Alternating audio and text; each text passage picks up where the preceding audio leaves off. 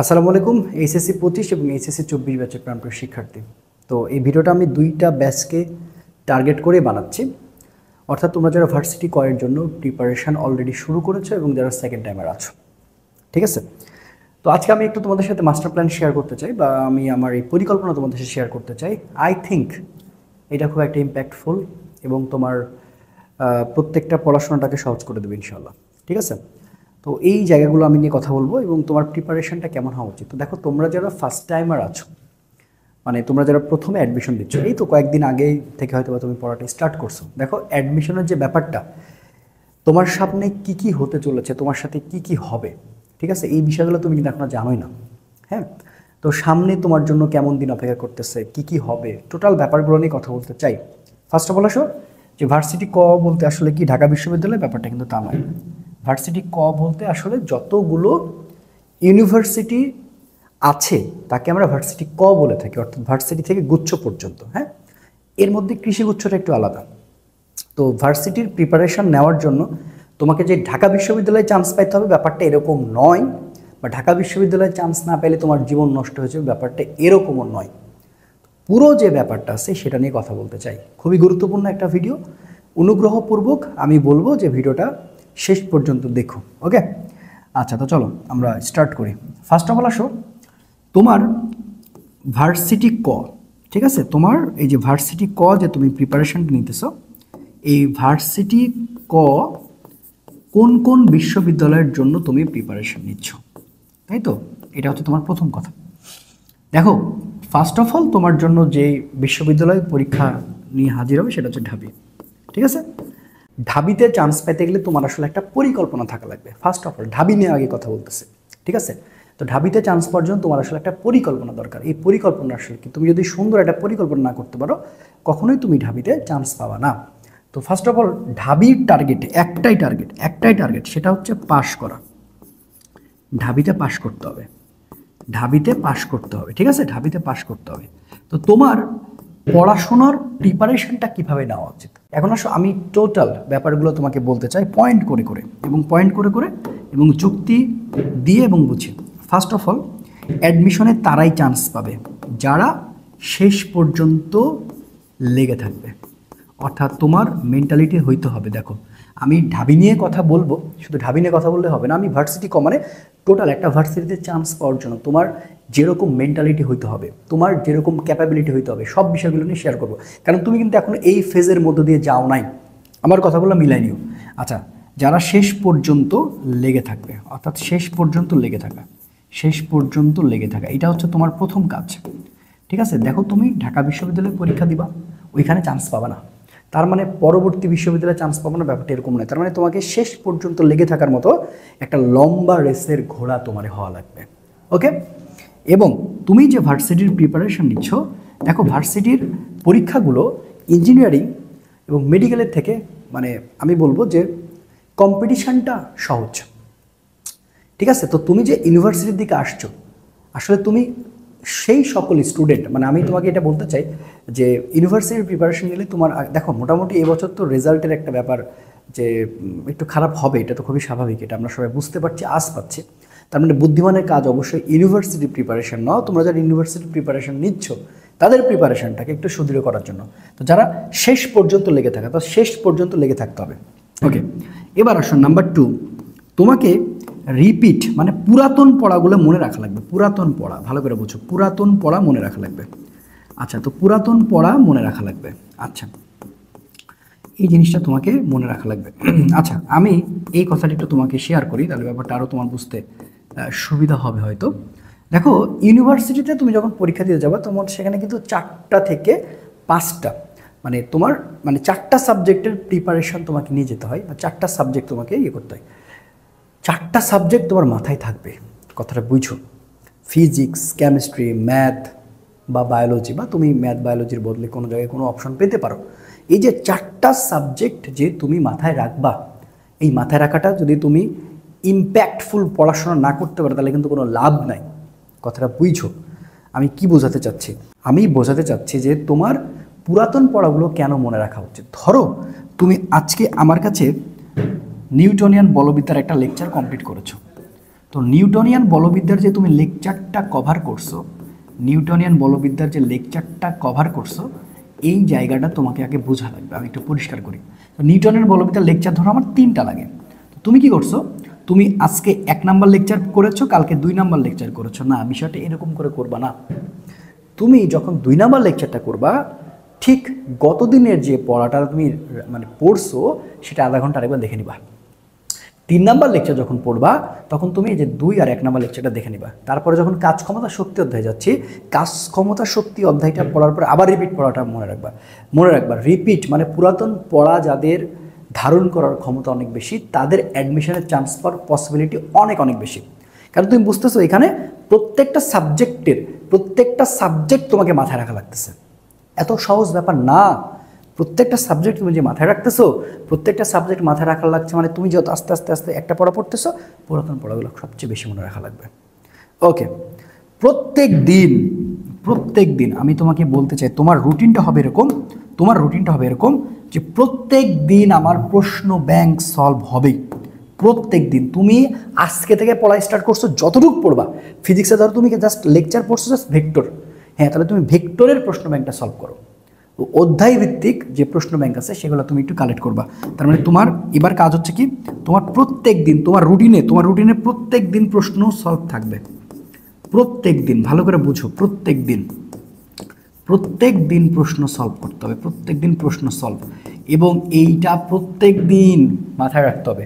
হয় তুমি প্রত্যেক দিনটা এইভাবে ইউজ করতে পারো যে সপ্তাহে তুমি 4টা সাবজেক্টকে ভাগ করে নিছো, বাট তুমি যতটুকু পড়বা সেই পড়ার উপরে প্রশ্ন ব্যাংক তোমাকে সলভ করতে হবে।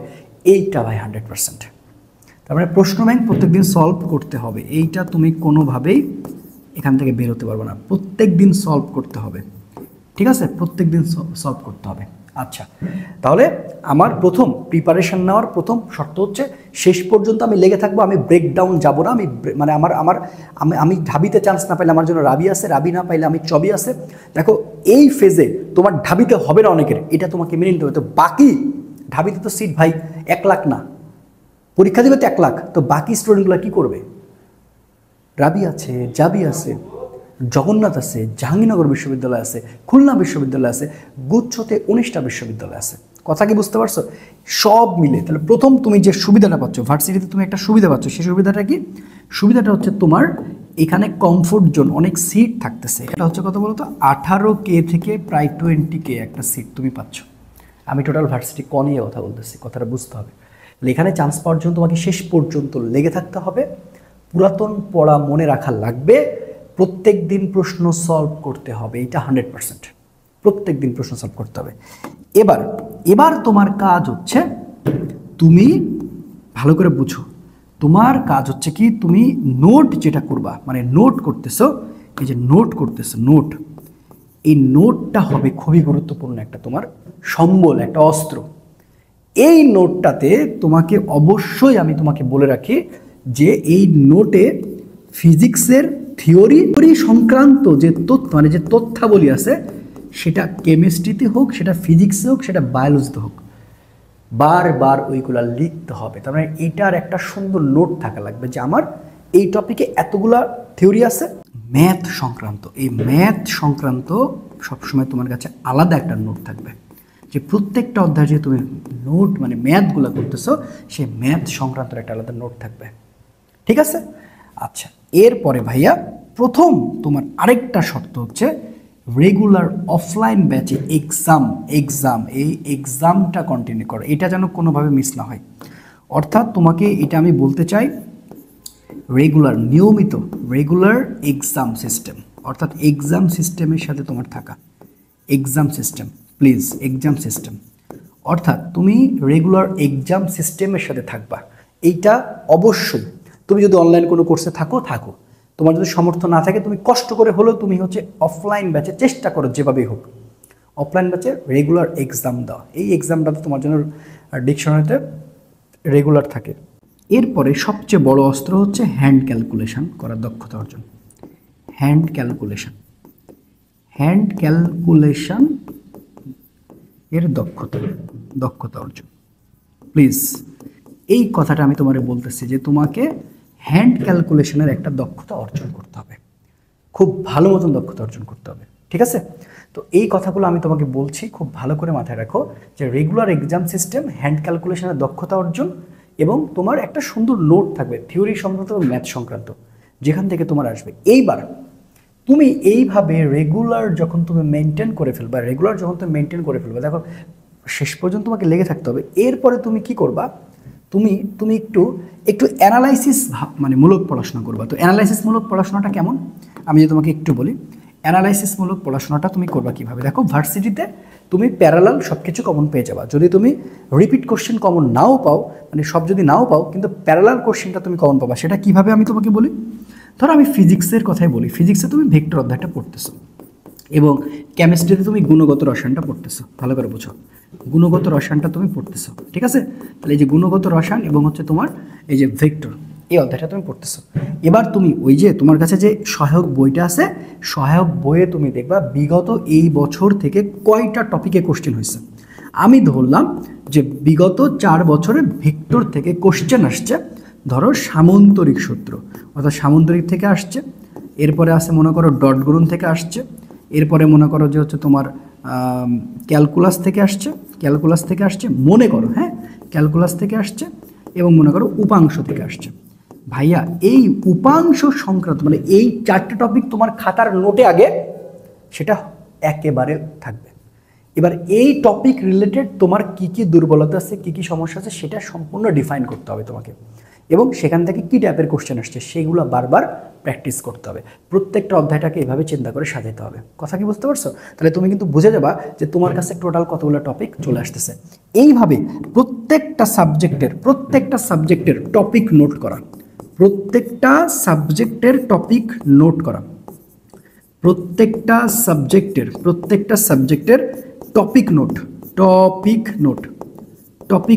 করবা, ঠিক আছে? টপিক নোট করবে, প্রত্যেকটা সাবজেক্টের টপিক নোট করবে। প্রত্যেকটা সাবজেক্টে যদি তুমি টপিক নোট করতে পারো, তোমার কাছে যতগুলো টপিক থাকবে সেই কয়টা টপিক যেন তোমার মাথায় থাকে, তাহলে তুমি দেখবা অনেক কোশ্চেন তুমি ওই টপিকে মানে বেস করে তোমার পড়াগুলো মনে পড়ে যাবে। তার মানে তোমার প্রথম কাজ হচ্ছে এই কথাটা আমি তোমাকে বারবার, আমি প্রত্যেকটা ছাত্রকে এটা বলি যে দেখো যে ফিজিক্সের ধরো তোমার প্রিপারেশন 14টা অধ্যায়ের, কথাটা বোঝো, 14টা অধ্যায়। তো 14টা অধ্যায়ের আমার সিলেক্ট হচ্ছে মনে করো 10টা করে। তাহলে আমার এই যে 140টা টপিক, এই 140টা টপিক আমার মাথার মধ্যে যেন থাকে। এবং বায়োলজির ক্ষেত্রে আমি কয়টা টপিক নিয়ে পড়াশোনা করতেছি, কেমিস্ট্রির ক্ষেত্রে আমি কয়টা, এবং ম্যাথের জন্য আমি কয়টা কম্বাইন করতেছি সেটা, ঠিক আছে? ওকে, তো এই হচ্ছে তোমার প্রথমত তোমার প্ল্যান। তোমার পড়াশোনাটা আসলে এইভাবে হওয়া উচিত, এইভাবে তোমার হওয়া উচিত। এবার আসো ঢাকা ভার্সিটির জন্য যদি একটু আলাদা করে কথা বলতে চাই, প্রথমে যদি সামনে ঢাকা বিশ্ববিদ্যালয়ের পরীক্ষা, তো ঢাকা বিশ্ববিদ্যালয় শুরু হবে। ঢাবির জন্য যেটা প্রথম কাজ হচ্ছে ভাইয়া, যে তোমার এখানে দেখো যে 4টা সাবজেক্ট তুমি এখানে দাগাবা। 4টা সাবজেক্টের মার্ক হচ্ছে কত করে? 25। তার মানে আমার 100 মার্ক। এই 100 মার্কের মধ্যে আবার কি, এই 100 মার্কের মধ্যে হচ্ছে রিটেন কত? রিটেন কিন্তু হচ্ছে 40, মানে ডাব্লু রিটেন হচ্ছে 40, আর এমসিকিউ হচ্ছে 60। সো ভাইয়া আমাকে পাস করতে হবে, জাস্ট পাস করার চিন্তা ভাবনা করতে হবে। আমি এই রিটেন 40-এর মধ্যে আমাকে ইন্ডিভিজুয়ালি অবভিয়াসলি কী করা লাগবে? 12 পায়ে লাগবে, আর এমসিকিউতে 24, এবং দুইটা মিলে আমার 40+ করতে হবে। তো এখন আমার চিন্তা ভাবনাটা যে আমি ভাইয়া এমন করে সাজায় নিব রিটেনটা অন্তত সব মিলাইয়া আমার রিটেন কোশ্চেন হচ্ছে তাহলে কয়টা? দেখো প্রত্যেকটা 2.5 করে, তাহলে 4টা, তাহলে 16টা। ভালো করে বুঝো, 4 গুণ 4 সাবজেক্টে 16টা আমার কোশ্চেন। 16টা কোশ্চেনের মার্ক হচ্ছে আমার কত? 2.5 করে। তাহলে 16 গুণ হচ্ছে 2.5, তার মানে হচ্ছে কত? 40। তো আমার টার্গেট হচ্ছে 6টা কোশ্চেন কারেক্ট করা, 6টা কোশ্চেন। আমি এত হেন তেনরে যাব না, লিখিতর জন্য আমি একটা প্রপার ওয়েতে চিন্তা করব যেন আমি 6টা পারি। আসলে ওই সময় 6টা পারাটা টাফ হয়ে যায়, বাট আমার টার্গেট হতে হবে আমি যেন 6টা পারি, 6টা যেন আমি পারি, যেভাবে 6টা যেন আমি পারি। 6 গুণ 2.5 করলে আমার মার্ক হচ্ছে 15 মার্ক। সো এই 15 মার্ক যেন আমি তুলতে পারি, এইটা নিশ্চিত করতে হবে। তো আমি খুব কম টার্গেট করে আগাবো, সব পাওয়া লাগবে এই চিন্তা করলে আমার হবে না, ঠিক আছে? তো আমি তোমাদের একটা কথা বলবো, দেখো এখন তোমার যেটা সবচেয়ে গুরুত্বপূর্ণ বিষয় যে ফার্স্ট অফ অল ঢাবির জন্য প্রিপারেশনটা এমন করে নেওয়া, মানে আমি খুব ভালো পড়াশোনা করব, আমার কোনো না কোনো ভার্সিটিতে হবে ইনশাল্লাহ। তো ভাই লেগে থাকো, ভাই লেগে থাকতে হবে তোমাকে। তুমি কেবল শুরু করতেছো, বাট তোমাকে লেগে থাকতে হবে। হতাশার কোনো জায়গা নাই, হতাশার কোনো সুযোগ নাই। তুমি যতই কথা শোনো, যারা সেকেন্ড টাইমার আসছো তাদেরকে তো বলবো প্লিজ এই ব্যাপারগুলো ফলো করো। তুমি একবার পড়ে ফেলছো, বাট কোনো ভার্সিটিকে সহজবদ্ধভাবে নেওয়ার দরকার নেই। যুদ্ধক্ষেত্রে কোনো প্রতিপক্ষকেই দুর্বল ভাবার সুযোগ নাই যে আমার তো পড়া হয়ে গেছে, এটা কোনো ম্যাটার না। সো এরকম চিন্তা ভাবনা যেন কখনোই না আসে। তো এই রকম চিন্তা ভাবনা যদি নিয়ে আসো তাহলে তুমি পিছিয়ে যাবে, এটা করা যাবে না। তো সকলের জন্য অনেক শুভকামনা রইল। খুব সুন্দর মতন পড়াশোনা করো, এবং আসলে পরিশ্রমের ওপরে কোনো কথা আসলে নাই পৃথিবীতে। হ্যাঁ, আল্লাহ তাআলার কাছে চাও এবং মন থেকে চাও যেটা তুমি চাও আসলে। সো এটা নিশ্চিত করো, আল্লাহ ভরসা। আমি অনেক দোয়া করি তোমাদের জন্য, তুমি একটা সিট ইনশাল্লাহ পাবে। সকলের জন্য অনেক অনেক দোয়া। দেখা হবে ইনশাল্লাহ বিজয়ের মঞ্চে। আসসালামু আলাইকুম রহমতুল্লাহ।